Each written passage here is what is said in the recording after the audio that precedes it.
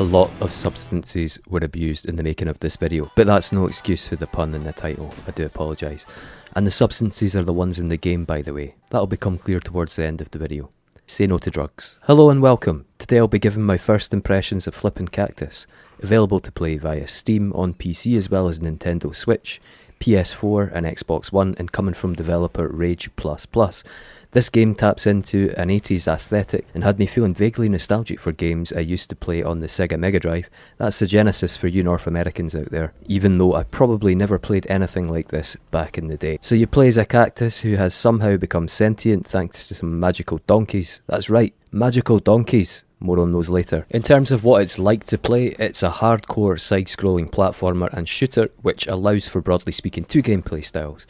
You can run and gun, or in my case quite often just run and smash into enemies, or you can go for a more careful approach, which we'll call sneaky bastard mode, where setting traps, using armour and leading bad guys to their death is the aim of the game. Now about those stimulants I mentioned, if you want to go for run and gun, you can use consumables such as chilies, something that looks like Walter White's crystal meth, and bottles of tequila to enter something called rage mode, where you have increased abilities to deal damage to enemies.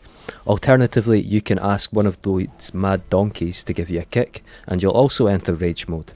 Apart from the inconvenience of being kicked by a donkey, this method will also deplete your health. You get a short tutorial in the prologue about how to interact with the environment and learn the basics there, but really part of the fun of Flippin Kaktus is learning from just experimenting with objects along the way. So what's so good about Flippin Kaktus? I think the main strength of this release is that both gameplay modes are a lot of fun. I enjoyed playing aggressively using the rage mode, like you can see here, where there's a visceral satisfaction in blasting through enemies, but also love playing more carefully using things like hats and boxes for protection and luring enemies to their death or rolling barrels onto their heads, as you do. Either way is tons of fun. Having said that, even going in all guns blazing also requires some careful consideration of how you're going to take down each enemy, as you can see here where I've used the donkey buff, we'll call it that. You need to constantly look ahead for the next hazard, so it's not as route one as you might think. The game, no matter how I approached it, never seems to get stale, at least on first playthrough, because more and more weapons and items are introduced for you to make use of. Something else that seems to stay fresh throughout are the enemies you face,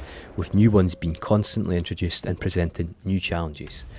I enjoyed both gameplay styles equally, but sometimes couldn't help myself and often went back to smash up some enemies after finding a chili or a bottle of tequila at the end of some stealthy gameplay. So although nobody is talking about it, I think this game might resonate with people in the UK, as getting pissed up and having a fight is something of a tradition here. You also get to meet a colourful bunch of characters such as an eagle with bombs, a standoffish yet helpful priest, friendly ghost who can turn foes to mincemeat, some familiar faces from Albuquerque, New Mexico, those magical donkeys I mentioned, and even some invincible cats.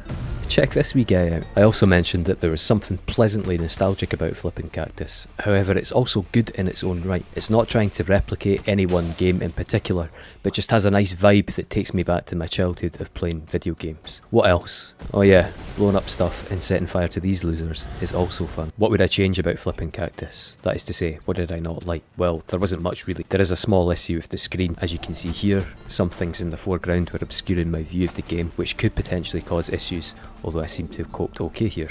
I also got a tiny wee bit frustrated with using the jump and the dash together when moving between widely spaced platforms. Flipping could feel a bit leaden at times, and maybe some slightly floatier physics would have helped. As an interesting aside, there is a section of the game where the platforming feels completely different, and I got to experience the floatiness that I craved. To sum it up, I've spent 9 hours with Flippin Kaktus, and it's a great little indie title that's oodles of fun to play, whatever your game style is. I don't know for certain at the moment, but I imagine there's also decent replayability potential here, with 3 difficulty modes ready to go on installation, and some special ultra hard modes that are available after completing the game. A note on boss fights: I've progressed through most of the game and I haven't encountered any, so my point is that I don't think there are any boss fights. Be your own boss. I've got so many questions. Are you thinking of giving this game a go? Why do you think the Steam page currently only has 1 review from this loser? Why is nobody talking about what is a very well put together and fun action game? Let me know in the comments. If you found this video useful and or you want to keep up to date with the regular indie game reviews that I release each week, please do be a good egg and give it a wee like and subscribe to the channel. Now with that said, I'm away to down some tequila and find a donkey to kick me in the face. Bye.